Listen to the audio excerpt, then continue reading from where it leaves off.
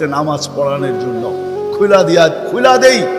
নামাজ পড়ে ওই ঘরের সুখ দেখাইতেছি, সুখ। স্ত্রী স্বামীর গাল ধরা চিমটি কেটে বলতেছে আমি জান্নাতি। বলছে তুমি কি করে জান্নাতি? বলছে কেন? সবরের জীবন চলতেছে, সবরের বদলা জান্নাত। কোনদিন তোমার কাছে চাহিদা তো দূরের কথা, নিজের মনের কাছেও করি নাই। অভিযোগ তো তোমার কাছে দূরের কথা, অন্যের কাছে দূরের কথা, মনে মনেও কোনোদিন অভিযোগ করি নাই যে আরেকটা কাপড় আনে না কেন। সুখ এটার নাম। স্বামীর চেহারাটা একটু মলিন হয়ে গেছে তো স্ত্রী আবার চিমটি কেটে বলতেছে চেহারা মলিন কেন? তুমি জান্নাতে চলে যাবে। আমি তুমি কি আমার মতো স্ত্রী পেয়ে শুকরিয়া আদায় করো না?